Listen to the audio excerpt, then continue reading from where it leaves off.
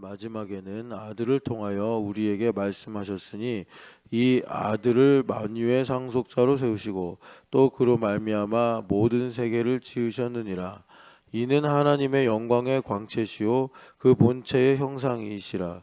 그의 능력의 말씀으로 만물을 붙드시며 죄를 정결하게 하는 일을 하시고 높은 곳에 계신 지극히 크신 이의 우편에 앉으셨느니라. 아멘.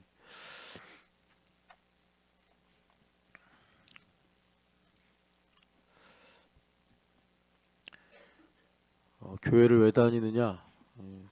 에베소서를 보면은 성령 충만을 위해 다닌다, 이렇게 결론적으로 말할 수 있습니다. 그러니까 교회를 다니는데도 성령 하나님으로 충만하지 못하면 이제 헛다니는 것이 되는 겁니다. 왜 이렇게 헛다니는 일들이 생기냐면 마귀에게 속아서 그렇습니다. 마귀에게 속아요. 마귀의 속임수는 항상 달콤합니다. 내 외로움을 달래주고 나를 이해해주고 나를 공감해주는 것처럼 말하면서 가장 중요한 심장과 같은 것을 빼가는 것이 원수 마귀의 거짓말입니다. 그래서 그렇게 속으면 교회를 다니는데도 얼굴에 슬픔이 있고 또 걱정에 사로잡히고 그러면서 이제 하나님의 뜻을 모르는 어둠에 갇히는데, 그 어둠에 갇히는 것이 보자면 이제 자기에게 빠지는 거죠. 자기에게 빠져요. 이 성령 충만은 바닷물과 같아서 우리가 뭐 이렇다, 이것이다 이렇게 딱 특정지어서 충분하게 말할 수는 없습니다. 특정을 딱 지으면 우리가 생각이나 말로 다루기는 쉬워지는데, 성령 하나님은 역시 하나님이시라 그런 뭐 방언이 성령 충만한 거다, 뭐 일리는 있는데 이제 그것으로 우리의 삶의 모든 것을 다 설명하기는 부족하다. 그래서 다시 한번 말씀드리지만 성령 하나님으로 충만한 것이 교회가 되는 목적입니다. 성령 하나님으로 충만해야 되고, 그렇기 때문에 우리는 내가 성령 충만하지 않구나, 이걸 알 수 있고, 그래서 성령 하나님의 충만을 소멸시키는 이건 뭔가, 이걸 또 우리가 기도하면서 찾게 되고, 찾으면 회개하게 되는 거죠. 그래서 에베소서 5장 18절에 성령의 충만을 받으라, 이 말씀이 우리가 이제 교회가 되는 목적이다. 예수님은 성령의 충만을 받으라라는 말씀은 안 하셨고, 똑같은 말씀인데 다르게 하신 말씀이 깨어 있으라 한 겁니다. 왜 바울 사도가 에베소서에서 성령의 충만을 받으라라고 말씀하셨냐면 주의 뜻이 무엇인지 이해하기 위해서 이겁니다. 그러니까 예수님도 마찬가지예요. 우리가 이 땅을 사는데 이 말세에 우리가 어떻게 해야 됩니까? 라고 제자들이 물었을 때 주님의 말씀은 깨어 있어라. 그러니까 성령 하나님으로 충만하지 않으면 주님의 뜻, 아버지의 뜻보다 이제 내 뜻이 강해지는 겁니다. 내 뜻이 강해지면 여러분 사필귀정 같이 다 안 좋은 것만 보입니다. 왜? 우리는 죄인이니까. 마치 그 시체를 분석하듯이 이제 그렇게 되는 거예요. 내가 얼마나 슬픈가, 내 인생이 얼마나 안 풀리는가, 내 인생이 얼마나 괴로운가, 뭐 이런 걸 이제 살피는 거죠. 그래서 뭐 그거 살펴봐야 여러분 시체인데 뭐가 있겠어요. 성령 하나님으로 충만해야지 그 죽음에서 나를 다시 살리신 하나님의 은혜가 얼마나 큰가, 하나님의 능력이 얼마나 위대한가, 그러면 하나님의 영광은 무엇인가, 이제 그쪽으로 우리가 가게 되는 겁니다. 그래서 하나님의 뜻을 아는 것, 이것은 성령 하나님으로 충만할 때만 되는 건데, 이걸 예수님께서 깨어 있어라. 그래서 바울 사도도 지금은 낮이니 깨어라, 너희들은 낮의 자녀들이니 잠자지 말고 깨어라, 이렇게 이제 데살로니가 전서에서 말씀하는 거예요. 그러니까 교회를 다니는데 성령 충만하지 않으면 다 내 생각이에요. 다 내 생각. 그러니까 이 내 생각을 갖고 사는 게 자는 거란 말이에요. 자는 것은 뭐냐면 살아있는데 죽은 것 같은 게 자는 거예요. 그러니까는 우리는 살아있는 사람인데 죽은 자처럼 말하고 죽은 자처럼 생각을 하는 거예요. 난 틀렸어. 나는 뭐 안 돼. 이런 걸로. 그러니까 이제 뭡니까? 정말 죽을 때, 이 땅을 떠날 때 이제 어떤 생각을 하는 거죠? 내가 자다 가는구나. 주님 죄송합니다. 맨날 자다가 갑니다. 이제 이렇게 인생의 결론이 맺어지는 것입니다. 예수님께서 이 마지막 때에 우리에게 제자들에게 하시면서 우리에게 주신 말씀이 깨어 있어라. 미혹을 받지 않도록 깨어 있어라. 이렇게 말씀하셨는데 이 깨어 있으라는 말씀이 성령 충만을 받으라 이겁니다. 성령 충만을 받으라. 그런데 이제 성령 하나님으로 충만하면 모르는 걸 알게 됩니다. 모르는 건 뭐냐면 여기 3절에 보면 예수님이 누구신가를 말씀하는데 예수님은 영광의 광채시요 그리고 하나님의 본체의 형상이시라. 이 두 표현으로 예수님이 누구시냐 이것을 히브리서에서 이제 말씀합니다. 그러니까 여러분 성령 충만하지 않으면 첫 번째 읽어도 감흥이 없습니다. 만약에 여러분들 앞에 금덩어리가 떨어졌다고 합시다. 그러면 하나님 감사합니다. 막 이럴 거예요. 근데 이 금보다 귀한 말씀인데 하나님의 영광의 광채시오. 그 본체 형상이시라. 그러니까 이 말씀을 읽기 전에 근심이 있었는데 이 말씀을 읽은 다음에도 근심이 여전해요. 이런 게 이제 성령을 충만하지 않은 겁니다. 성령 하나님으로 충만하지 않은 거예요. 그러니까 여러분 그는 하나님의 영광의 광채시오. 그러니까는 하나님은 영광의 하나님이시잖아요. 예수님은 영광의 광채시라는 건 무슨 뜻이냐면 그 예수님 또한 영광의 하나님이시다라는 겁니다. 그렇게 되면 우리 안에 성령 충만하게 되면 예수님을 알고 싶어 하는 마음이 식욕처럼 여러분들이 며칠 굶어서 막 식욕이 요동칠 때 있잖아요. 그 식욕처럼 갈망이 일어납니다. 아, 예수님을 알고 싶다. 그런데 그 예수님을 알고 싶다라는 것은 책을 읽고 지식을 알고 싶다랑은 전혀 다른 종류의 마음인데 뭐냐면 하나님을 경배하고 싶다 이런 거예요. 우리가 이렇게 살다 보면 염려나 근심거리를 만나잖아요. 이제 그런 것들을 어떻게 하면 내가 안 할까? 도리도리 안 하고 싶어. 근데 해보면 그게 도리도리 한다고 없어집니까?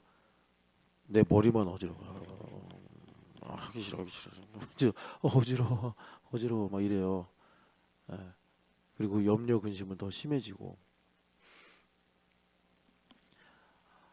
성령 하나님으로 충만하면 하나님을 경배하고 싶은 마음이 막 일어납니다. 그건 원래 아담과 하와가 죄를 짓기 전에 에덴에서 가졌던 정서예요.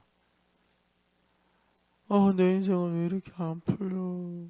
이거는 성령 안 충만해서 그런 거예요. 성령 하나님으로 충만하면 갑자기 내가 몰랐는데 나는 일주일밖에 못 산대. 그럼 얼마나 두렵겠어요. 여러분들 우리가 참 이 자본주의 사회 안에 살면서 사실 본질들을 많이 잃어버리고 살아요. 왜 사는지도 모르고 어디로 가는지도 모르고 그냥 여러분들 많은 소설과 많은 사회학자들의 이런 알려진 책들에 의해서 고발된 게 뭐예요? 뭐 공산주의는 나쁘고 자본주의는 좋다 이런 말을 하시는 분도 있더라고요. 기독교 안에서. 그거는 이제 전체주의와 자유주의를 이렇게 비교한 거라고 생각해요. 예, 그분이 조금 이제 표현을 잘 정확하게 못한 건데 근데 똑같아요. 자본주의나 공산주의나 여러분. 그러니까 자본주의는 뭔가 더 성경적일 것이다라는 약간 좀 허상에서 우리가 깨어나야 되는데 여러분 북한의 지하교회 성도가 기도를 더 많이 할까요? 한국의 자유주의 안에 있는 남한의 성도가 정말 더 성경을 많이 읽고 기도를 절실하게 할까요? 자신 있게 남한의 성도입니다. 그렇기 때문에 남한의 자유주의와 자본주의 시장 경제가 옳습니다라고 말할 수 있는 사람 없을 거예요. 그 쉬운 문제 아닙니다. 그래서 저는 우리나라가 독립이 안 돼서 주권이 없었을 때, 그러니까 대한민국이 없었을 때 우리 믿음의 선조들이 하나님 나라를 꿈꾸었듯이 저는 지금도 하나님 나라를 갈망하는 것이 맞다 이렇게 생각하고 여기 다시 말씀을 보면 그래서 성령 하나님으로 충만하면 우리가 하나님을 경배하고 싶은 마음이 막 드는데 이게 나를 살리는 거예요. 근심의 독으로부터, 염려의 독으로부터, 슬픔의 독을 우리한테 해독시켜버리고 그 독을 빼버리고, 그게 뭐 여러분 마가복음에 보면 예수님 승천하시고 16장에 뭐라고 나오죠? 뱀에 물려도 상함을 받지 않는다. 뭐 그런 거 아니겠습니까? 독사에 물려도 우리가 이 독에 의해서 죽지 않는다라는 게 그런 거 아니겠어요? 성령 하나님으로 충만해서 내가 지금 일주일 뒤에 죽는다고 해도 여러분 죽음이 오면 되게 힘들어요. 여러분들 죽음을 잘 묵상을 안 해서 그냥 죽음 그게 있나 막 이런 느낌으로 사시는데, 죽음은 그러니까 성령 충만해야지만 이길 수 있는 건데, 여기 다시 말씀을 드리면 그런 절망이 오더라도, 그런 두려움이 오더라도 성령 하나님으로 충만해서 내가 지음받은 존재요, 하나님의 영광을 위해 사는 인생이구나를 내가 충만하게 알게 되면, 그러니까 세상은 여기 오염된 곳이란 말이에요. 공기만 오염된 게 아니라 영도 오염돼서 염려, 근심 이런 것들이 내가 생명력, 면역력이 약해지면 금방 나를 침투해서 나를 슬픔의 종으로, 두려움의 종으로 만들어 버린단 말이에요. 그래서 성령 하나님으로 충만해야지 우리가 여기 말씀대로 영광의 광채시오 본체의 형상이시라, 이 말씀이 내 안에 살아있어서 오늘도 하나님을 경배하고 싶고, 성경의 말씀을 가지고 보면 이 하나님께, 이런 하나님께 가까이 가고 싶은 이런 마음이 생기는 거예요. 하나님께 가까이 가고 싶은 마음이 없어. 그럼 나를 재밌게 하는 거 없나 뭐 이러면서 쓸쓸해지는 거죠. 성령 충만이 참 우리 오늘 시대에 나에게 참 중요하다, 참 중요하다. 성령 충만이. 그러니까 우리가 사람으로 지음받았어, 인간이. 그 인간으로 살아야 되잖아요, 하나님의 형상으로. 그렇게 살게 하는 유일한 길은 성령 충만밖에 없다. 성령 하나님으로 충만하지 않으면, 여러분 바울 사도는 갈라디아서에서 육체의 소욕을 따르느니라 그랬는데, 성령 하나님으로 충만하지 않으면 여러분 마귀에 충만한 거예요. 마귀에 충만한 거예요. 성령 하나님으로 충만하시기를 다시 한번 축복합니다.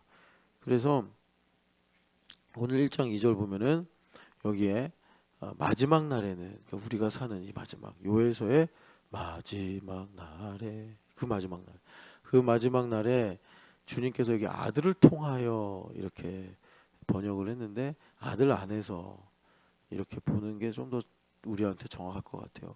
아들 안에서 우리에게 말씀하셨으니. 왜냐하면 우리가 물론 아들을 통하여 듣는다 해도 뭐 크게 틀리진 않는데, 교회 안에서, 그리스도 안에서 이렇게 우리의 복음의 실존을 바울 사도가 말씀하시잖아요. 그리스도 안에서, in Christ. 그래서 우리가 가끔 이렇게 찬양하는 거, 그게 에베소서 3장에 교회 안에서와 그리스도 안에서 너희가 간구한 모든 것을 넘치도록 이제 주실 하나님께 세세토록 영광이 있을지어다.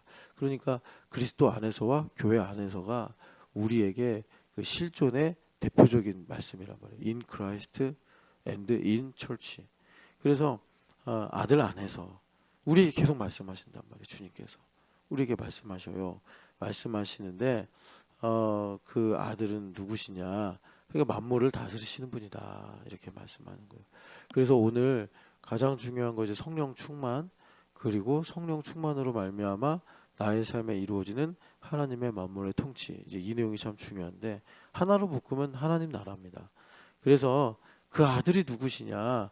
이것을 아까 우리가 읽은 대로 영광의 광채시요 하나님의 본체의 형상이시라, 이렇게 말씀하는 거예요. 그러니까 무슨 말이냐면 예수님은 곧 하나님이시다, 하나님의 아들이시다, 이렇게 말씀하는 것입니다. 그래서 이 위대하신 예수님께서 무슨 일을 하시느냐, 3절에 이렇게 이제 말씀이 나오는데, 이 히브리어가 아니라 이제 헬라어라고 그랬잖아요. 헬라어는 매우 논리적인 언어라 한글이나 영어랑은 좀 그런 다른 장점이 있다. 그래서 동사가 여러 개가 나오는데 이 주동사를 찾는 게 되게 중요합니다. 맥락을 잡고 또 그 핵심을 찾는 데 있어서. 그래서 여기 주동사는 뭐냐면 우편에 앉으셨다, 앉으셨다가 주동사입니다. 이런 비슷한 본문이 어디 있냐면 마태복음 28장 18절에서 20절에 보면은 너희가 모든 민족으로 제자를 삼아 아버지와 아들과 성령의 이름으로 세례를 주고 그리고 내가 가르친 것을 내가 너희에게 분부한 것을 가르쳐 지키게 하라 그러잖아요. 그러면은 이제 동사가 되게 많아요. 그죠? 그런데 그 말씀 중에 동사 주동사가 제자를 삼아라 이겁니다. 제자를 삼는 게 뭐냐 봤더니 아버지 아들과 성령의 이름으로 세례를 주고 내가 너희에게 분부한 것을 가르치고 그리고 그들로 훈련을 시켜서 지키게 하라. 이게 이제 제자를 삼는다라는 것을 더 자세하게 설명하는 건데 여기서 그러면 그 본체 형상이시오 영광의 광채이신 예수님께서 그러니까 예수님께서 이 일들을 우리에게 또 이제 베푸시는 거죠. 그러니까 영광의 광채시다라는 것은 이제 영광을 빛으로 비추신다라는 거예요. 그래서 예수님께서 여러분 봐봐요. 하나님은 빛이시라 그에게는 어둠이 조금도 없으시니라 요한일서예요. 그러니까 하나님만 빛이신 거예요. 근데 예수님 뭐라고 그러셨죠? 인자는 세상에 뭐로 오셨다고요? 빛으로 왔다 이렇게 말씀하는 거예요. 그러니까 예수님께서 우리에게 오셔서 하나님의 영광을 비추어 주시는 거예요. 영광을 비추어 주시는 거예요. 그럼 영광을 비추어 주시는 게 뭐냐? 성경에 많은 말씀이 있는데 민수기 6장을 보면은 그의 얼굴을 두사 얼굴빛을 우리에게 비추시며 이게 이제 대제사장, 제사장의 축복인데 그래서 축도를 그걸로 하시는 분들도 계세요. 우리에게 얼굴을 향하여 드사 우리에게 얼굴빛을 비추시며 그 우리에게 얼굴빛을 비추시는 게 뭐냐?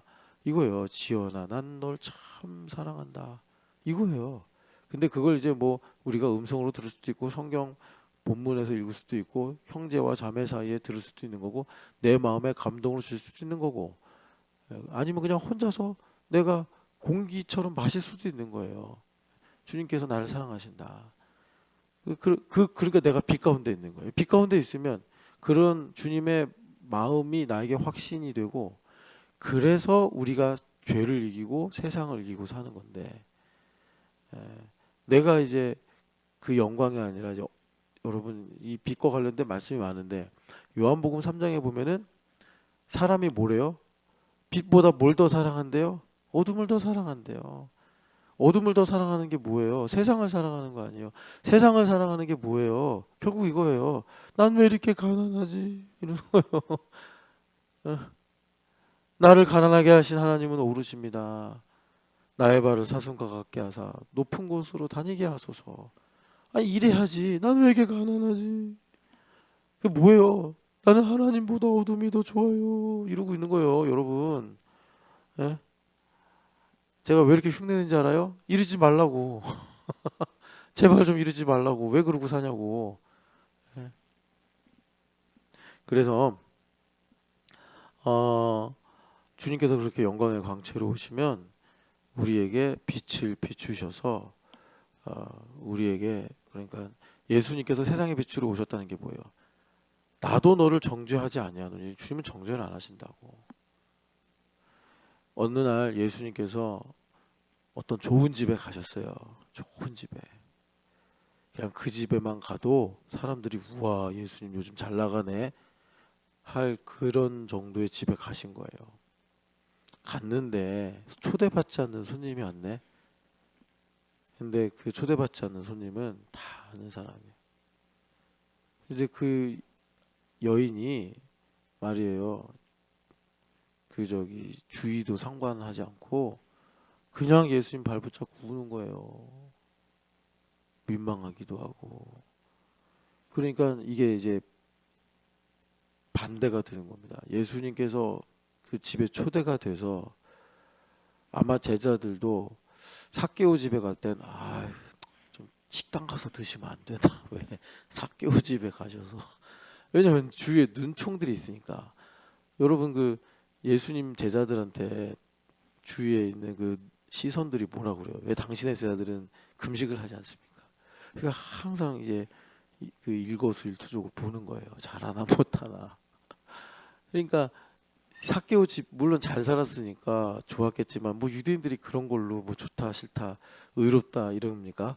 아이 삭개오는 아주 그냥 유명한 죄인인데 부정한 자인데 예수님께서 제자들하고 딱 하는데 오랜만에 삼겹살 좀 먹겠구나, 뭐 갈비 좀 먹겠구나, 그런 생각보다 예수님 그냥 식당 가시지 왜 사개오 집에 가시는 거야.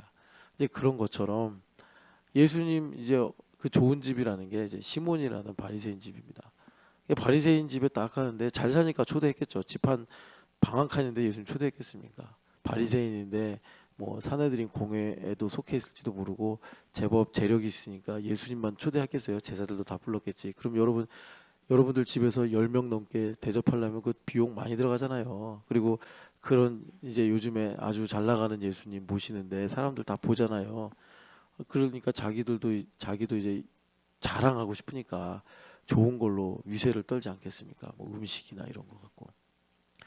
그날은 제자들이 좀 이제 어깨가 펴지죠. 야, 우리 주님께서 이제는 이 바리새인 세계에도 이제 들어가시네 하면서, 아무래도 그런 데 들어가면 인간적으로 볼 때는 득이 더 많죠.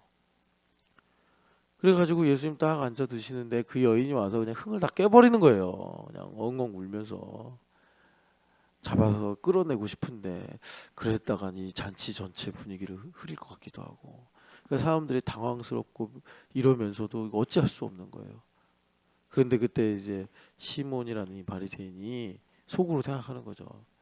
야, 저 나사렛 예수가 진짜 선지자였으면은 저 여인이 어떤 사람인 걸 알 텐데 모르는구나 하면서 이제 나름대로 예수님을 재고 따지고 있을 때 예수님 하신 말씀이 시몬아, 누가 더 나를 사랑하겠냐 하시면서 죄사함의 은혜를 말씀하시죠.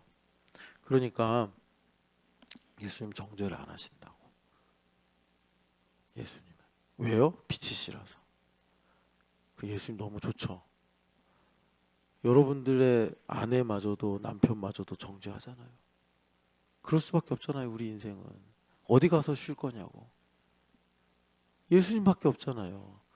그러니까 성령 하나님께서 이것을 우리한테 영광의 광채로 드러내시면 우리의 마음은 오직 예수밖에 없는 거예요. 오직 예수. 예수님을 더 알기 원하고 예수님을 더 높이길 원하고, 그래서 내가 사는 거예요. 그래서 내가 사는 거예요. 그게 나의 생명이에요. 나를 고치고 나를 정결하게 하고 나를 온전하게 하는 이런 일들을 그렇게 주님께서 성령 충만으로 주시는 것이더라. 근데 이런 일들을 여러분, 우리가 신앙 고백을 하면서 사도신경에서 많이 말하지만 우편에 앉으신 일이 이런 일을 하는 것이더라. 그럼 우편에 앉아 계신데 어떻게 나의 삶의 순간순간마다 그런 일을 하시느냐? 성령 하나님 보내주신다니까요. 그러니까 우리가 어떻게 해야 되겠어요? 나 성령 충만하지 않구나 라는 걸 알아야 된다니까요. 그러면 성령 충만을 구하죠. 그럼 하늘 보좌 우편에 계신 예수님께서 보내주셔요. 그러면 그 우편에 앉으셨다는 것은 이퀄 성령 하나님을 아버지께로 받아 우리에게 부어주시는 거랑 똑같은 일인데 지금. 그러니까 스데반 집사님이 1호 순교자신데 순교자의 피가 교회를 세운다고 그러잖아요. 터툴리안이 그런 말을 했는데 순교자의 피가 왜 교회를 세웁니까? 피에 무슨 약표가 있습니까? 아니잖아요. 피는 땅에 떨어지면 그냥 사라지는 거예요. 물리적으로. 그런데 주님께서 그 피로 고백한 레마를 붙잡으시겠다 이거죠. 그의 그 생명과 또 같은 증언을 하나님께서 가지고 하나님의 통치를 이루신다. 그러니까 터툴리안이 순교자의 피가 교회를 세우는 씨앗이다. 그러면 스데반 집사님 1호 선교자, 순교자의 대표란 말이에요. 꼭지란 말이에요. 그러면 스데반 집사님 뭘 얘기했는지 중요하잖아요. 그 뒤로 사실 여러분 베드로 선생님도 순교하시면서 뭐라고 하셨을 텐데 성경에 기록이 안 돼요. 스데반 집사님 하나님 참 귀하게 여기신 거예요. 이분이 순교하시면서 뭐라 했어요? 하나님의 보좌 옆에 계신 이를 내가 본다 이렇게 고백을 했잖아요. 그러니까 이게 우리 인생의 대명제란 말이에요. 너무나 중요한 거예요. 예수님 하나님 보좌 우편에 계시는구나. 그러니까 그냥 위치가 아니에요. 뭐 북위 몇 도 이런 게 아니라 주님께서 하나님 보좌 우편에 앉아 계심으로, 왜 앉아 계시냐면 아버지의 약속하신 바 성령 하나님을 받아서 지금 즉시성을 갖고 우리에게 부어주시려고. 그럼 부어주시면 무슨 일이 생기느냐면 첫 번째가 능력의 말씀으로 만물을 붙드시며 두 번째가 죄를 정결하게 하는 일을 행하신다 이거예요. 그러니까 능력의 말씀으로 만물을 붙드신다라는 게 뭐냐면 레마예요, 레마. 그래서 만물을 붙드신다. 이게 좀 이제 비유적인 표현인데 레마로 만물을 다스리신다 이런 거예요. 만물을. 이 레마는 누가 듣습니까? 우리가 듣는 거예요. 사실 만물이 직접 듣는 건 아니고 우리가 들어서 하나님의 영광을 위해 살아갈 때 만물이 그 일을 보고 우리한테 협조함으로 하나님의 통치 안에 들어가는 거예요. 그런데 그 레마가 뭘 하냐면 죄를 정결하게 하는 일을 한대요. 우리를 구원하시는 일이죠. 우리를 거룩하게 하시는 일이에요. 자, 그 내용을 좀 더 자세하게 말씀하는 것이 본문이 히브리서 4장인데 우리 4장 12절 13절 읽어보겠습니다. 하나님의 말씀은 살아있고 활력이 있어 좌우의 날선 어떤 검보다도 예리하여 혼과 영과 및 관절과 골수를 찔러 쪼개기까지 하며 또 마음의 생각과 뜻을 판단하나니 지으신 것이 하나도 그 앞에 나타나지 않음이 없고 우리의 결산받으실 이의 눈앞에 만물이 벌거벗은 것 같이 드러나느니라. 아멘. 자, 그러니까 여러분 12, 13절은 좀 맥락을 가지고 보면 갑자기 등장한 거예요. 갑자기. 그러니까 이 맥락이 뭐냐면 3장에서부터 너희들이 안식에 들어가야 된다는 말씀을 히브리 기자가 하고 있습니다. 그래서 안식에 들어가는 게 뭐냐. 그래서 광야에서 있었던 이스라엘 백성들 이야기까지 하시면서 하나님의 음성을 들을 때 완고해지지 않는 거다. 그래서 10절에 보면은 너희들이 10절 11절 보면은 그 불순종하던 사람들의 본에 빠지지 말아라. 너희들 마음이 굳어지면 안 된다. 혹시 제가 뭐 아까 전에 왜 하나님 난 가난해요 막 이런 거 했대. 뭐야 설교 안 하고 장난해? 그러신 분 계십니까? 순종하지 아니하는 본에 빠진 거야. 아 내가 그렇구나. 그러니까 여러분 제가 그러잖아요. 또 목사님 나 들으라고 하는 말이네. 그럼 제가 뭐라고요? 그래 너야 너. 제발 좀 들어봐. 자, 그래서 여기 보면은 갑자기 그러니까 이제 그 약간 그 이제 안식에 들어가는 내용 그걸 말씀하시다가 그 이면 그러니까 이제 우리 마음이 굳어지거나 부드러워지거나 하는 그 이면의 내용을 말씀하시는데 그러니까 하나님 말씀 여기 말씀을 로고스입니다. 그러니까 로고스를 레마로 주시는 거예요. 주님께서 교회가 된 우리에게. 그래서 로고스 레마는 뭐냐?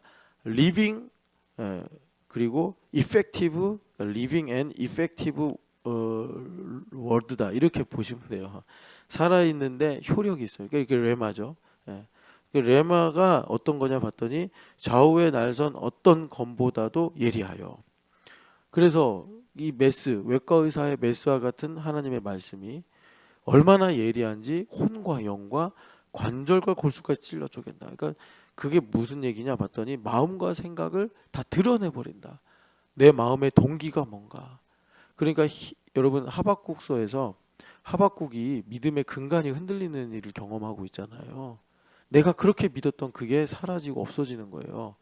그러면서 정말 믿음의 본질까지 하나님 가져가시는 거예요.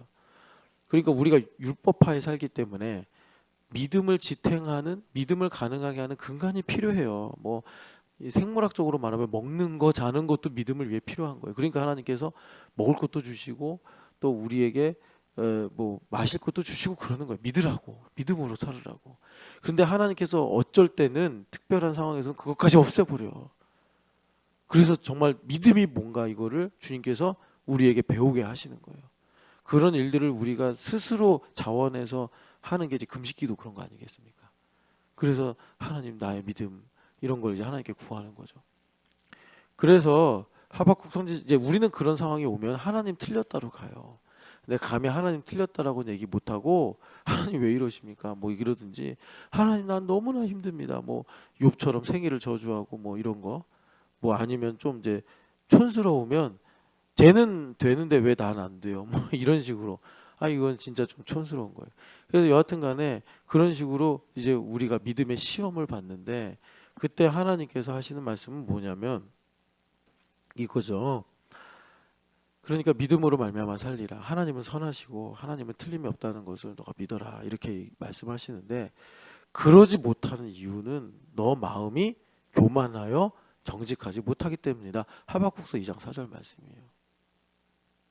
그러니까 정직하지 못하다는 거는 내가 하나님보다 세상을 더 사랑하고 있기 때문에 지금 너가 믿음의 근간이 흔들리는 일로 하나님을 원망하고 있는 거 아니냐, 하나님을 의심하고 있는 거 아니냐.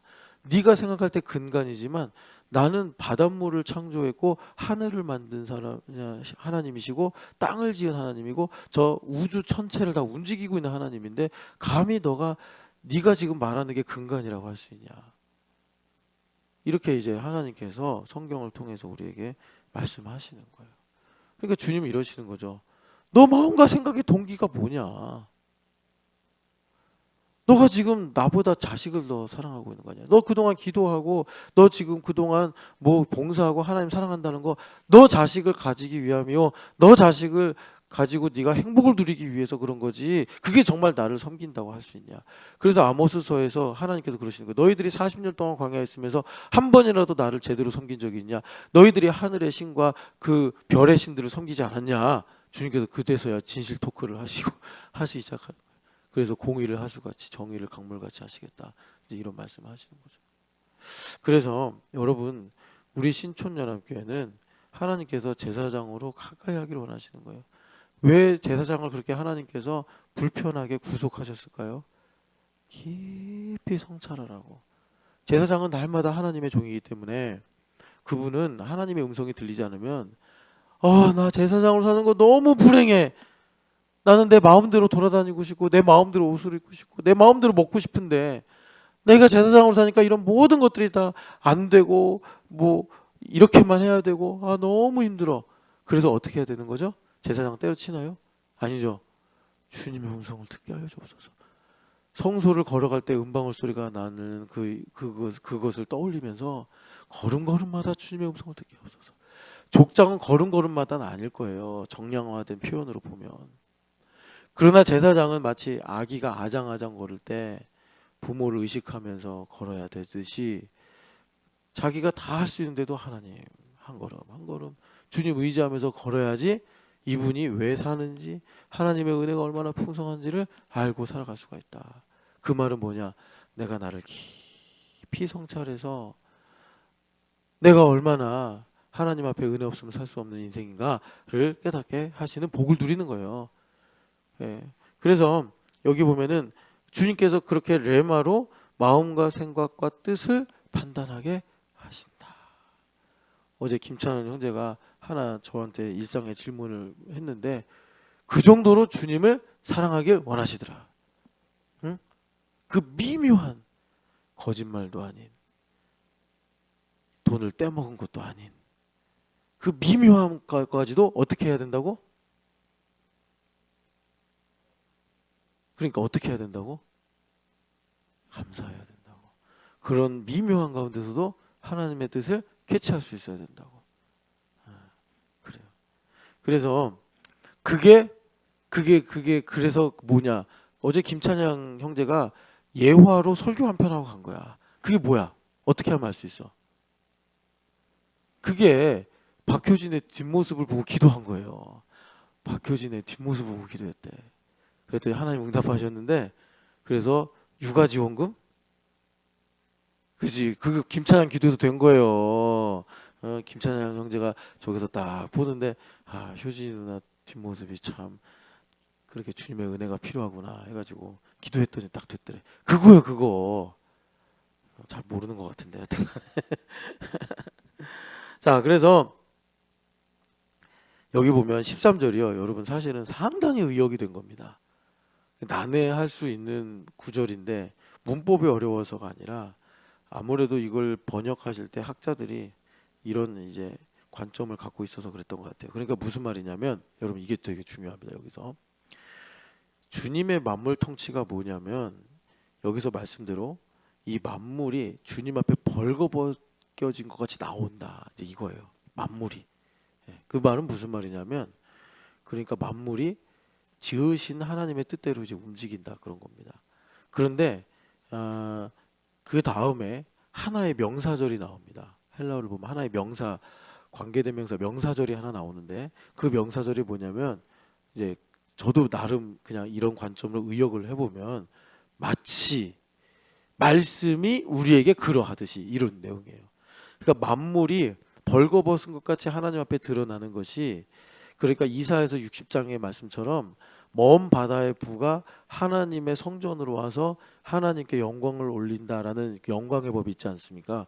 이제 그런 내용이에요. 그게 만물이 어둠 속에 있다가 이제 영광으로 나오는 것이요, 벌거벗은 것 같이 하나님 앞에 이제 쓰임을 받는 것입니다. 그런데 그것과 등가가 뭐냐면, 말씀으로 말미암아 우리가 그렇게 하나님 앞에 12절의 말씀처럼 영과 혼과 관저골수를 찔러 쪼갰을 당하면서 내 마음과 생각과 뜻이 드러나게 된다는 거예요. 자, 이게 무슨 이제 말씀인지 알겠죠? 하나님께서 나를 통해서 만물을 통치하실 뜻을 가지시면 무슨 일을 하신다고요? 나의 마음과 생각과 뜻을 드러내신단 말이에요. 지금 이것이 성령 하나님을 부어주셔서 우리를 통해 만물을 붙드시는 일이란 말이에요. 자, 그러면 여러분, 만물을 벌거벗겨내서 하나님의 영광을 위해 만물이 움직이게 하시는 것과 사실은 똑같은 등가가 뭐냐면, 그게 대우주 소우주의 관계다 생각하시면 돼요. 내 안에 나의 감추어진 동기, 내 안에 나도 모르게 가지고 있는 깊은 아픔들, 이런 것들을 주님께서 드러내신다는 거예요. 왜 드러내시는 거죠? 나를 통해서 만물을 다스리셔서 영광을 받으시려고. 그래서 이런 게 드러나는 게 뭐냐? 사실은 어둠이 드러나는 거예요.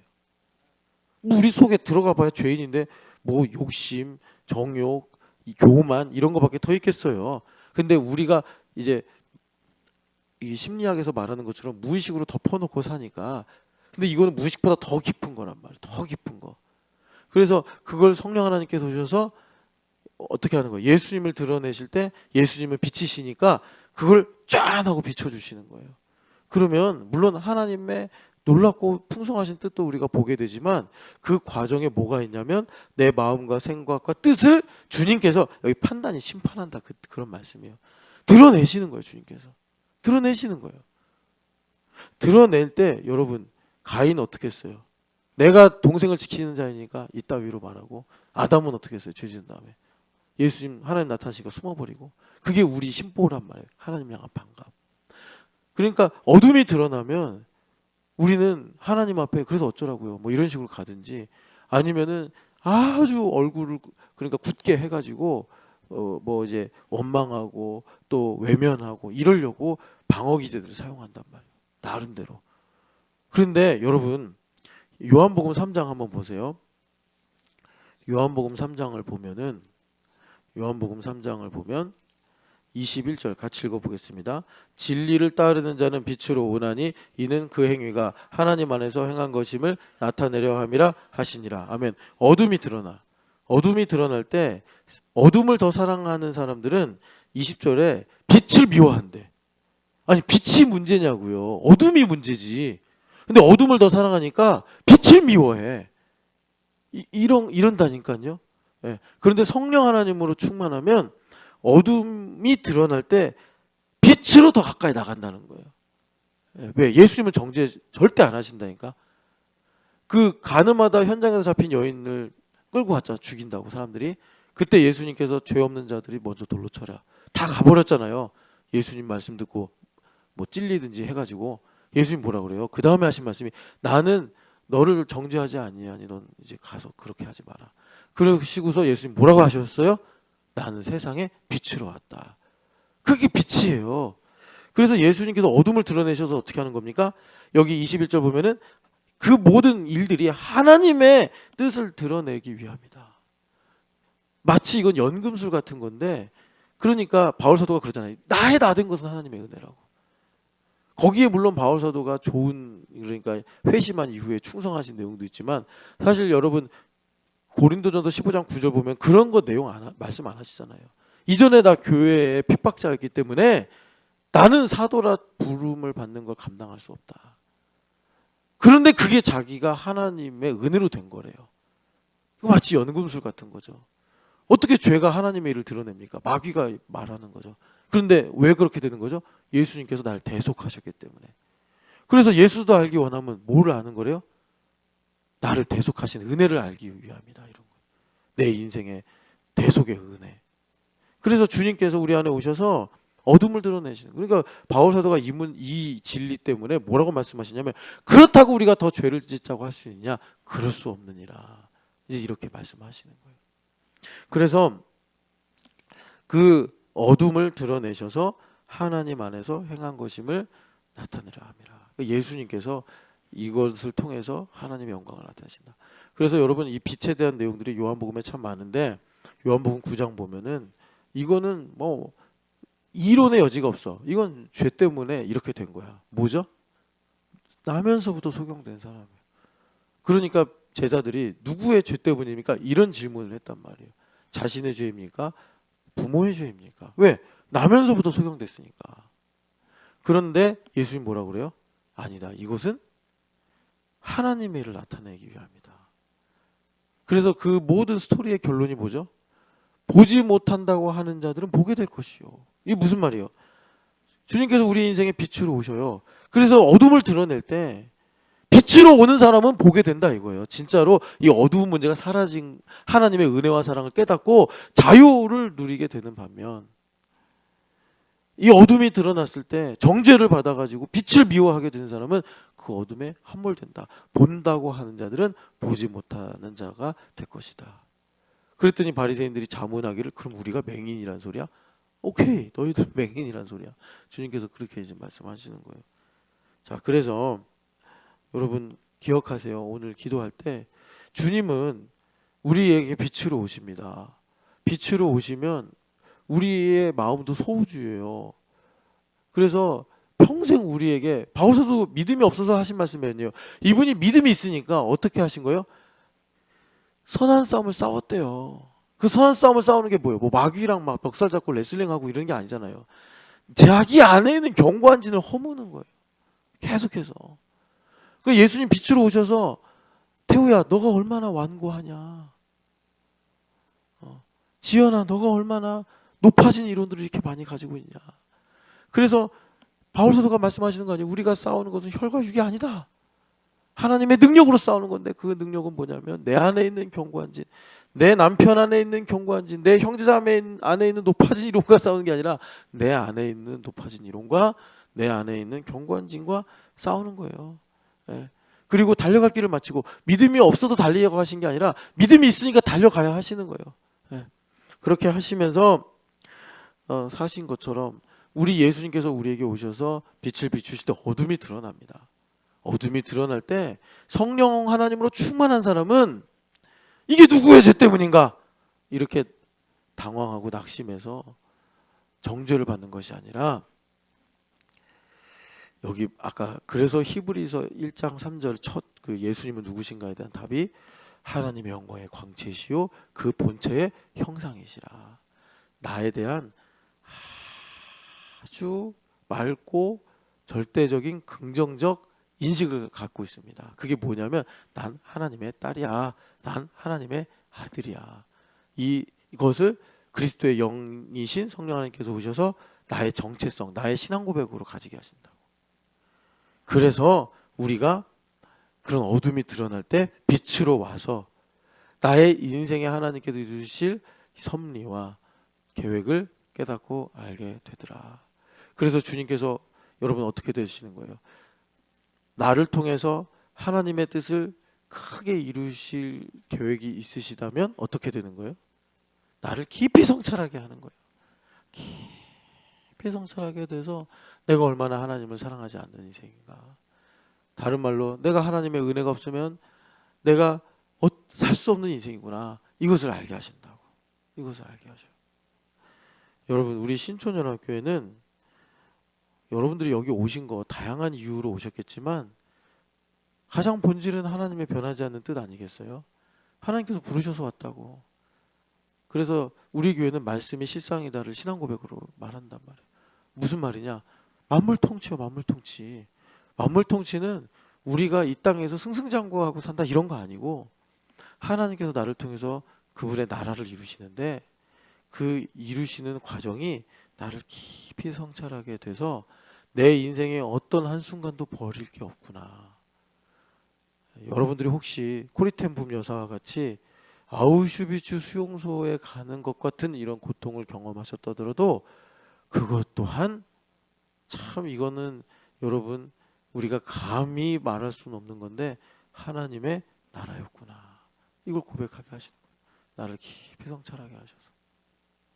여러분 그 예수님을 오늘도 구하시고 또 따르시기를 축복합니다. 사랑하는 하나님 아버지, 어두운 밤에 별빛을 비추시는 하나님의 지혜와 그 섭리를 우리로 깨닫게 하여 주시옵소서. 하나님, 레마는 목자의 음성이라 참 우리에게 안식과 평안을 주는 말씀인데, 그 레마가 그렇게 우리에게 하나님의 뜻을 이루기까지는 관절과 골수를 찔러 쪼개며 영과 혼을 찔러 쪼개서 하나님의 뜻을 깨닫고 알게 하시는 일이 있다는 사실을 하나님 우리가 듣습니다. 하나님, 제사장처럼 날마다 주님의 계신 보좌로 나아가는 인생 되게 하여 주시옵시고, 하나님 우리가 한정된 시간 속에 살고 있다는 것을 깨닫고 하나님 바울사도처럼 멈추지 않고 오늘도 달려가고자 하는 믿음의 열망을 허락하여 주시옵소서. 그래서 하나님, 자녀들이 있다면 부모는 오늘도 믿음의 경주를 하여 하나님, 죽는 것은 끝이 아니라 다만 이 세상에서 옮겨지는 것일 뿐인데, 내가 이 땅에서 기도의 씨앗을 하나라도 더 심어 우리 자녀들이 살아갈 시대에 등불을 밝히고자 하는 믿음을 허락하여 주시옵소서. 하나님 아버지, 청년으로서 살아가는 우리 지체들에게는 하나님, 나를 향한 하나님의 계획과 뜻이 얼마나 땅끝까지 이르는가를 사모하면서 하나님 아버지, 오늘도 믿음의 경주를 하여 그 끝에 계신 주님과 함께 설 수 있는 하나님 믿음의 열망을 허락하여 주시옵소서. 부활하신 예수님의 이름으로 기도합니다. 아멘.